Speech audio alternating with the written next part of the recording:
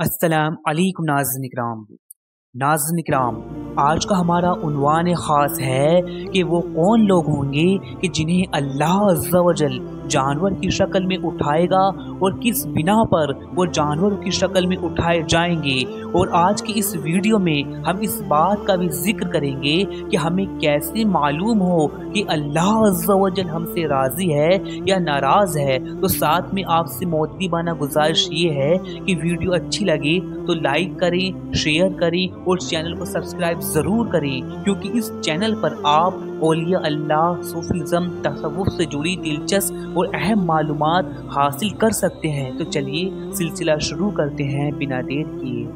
तो देखिए अज़ीज़ानी मोहतरम, हज़रत शेख शरफुद्दीन अहमद याह्या मनेरी रहमतुल्लाह अलैह अपनी तसनीफ़ फ़वाइद रुकनी में फरमाते हैं कि जब ये बात तयशुदा है कि इंसान का हश्र उसकी नियत व तलब के मुताबिक होगा, तो आप ये बात भी जान लें कि इस दुनिया में जितने भी दरिंदे और वहशी जानवर हैं वो सब मखसूस सिफ़तों के हामिल होते हैं।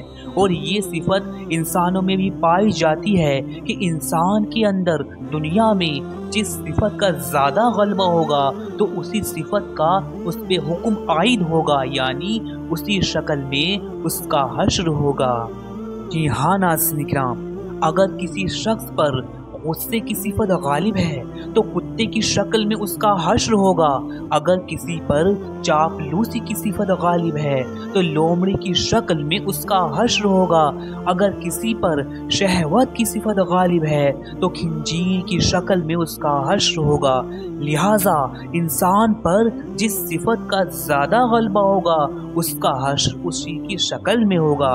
और हज़रत शेख शरफुद्दीन अहमद याह्या मनेरी आगे मजीद फरमाते हैं कि अस्हाबे कहफ के कुत्ते को आदमी की शक्ल में उठाया जाएगा, क्योंकि उसमें आदमी की सिफत आ गई थी। इससे ये समझ लो कि यहाँ आलमे नासूत में ज़ाहिरी सूरत का कोई एतबार नहीं है, लेकिन क्या किया जाए, जाहिलों की नज़र फ़कत सूरत पर ही होती है।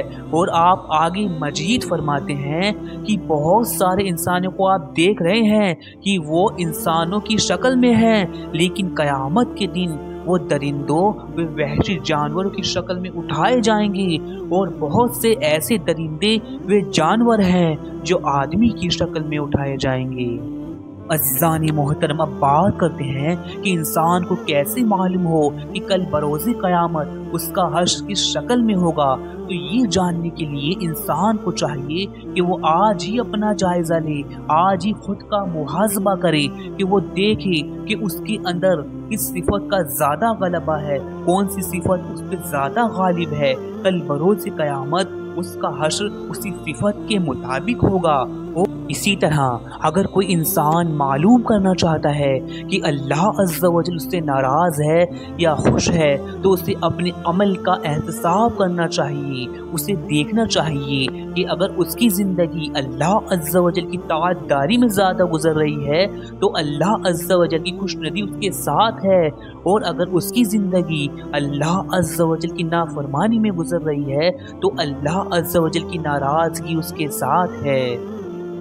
इसके अलावा अगर उसकी ज़िंदगी ताअतदारी में भी गुजर रही है और नाफरमानी में भी गुजर रही है, तो जिस तरफ ज़्यादा गलबा होगा तो वही हुक्म उस पर आयद किया जाएगा।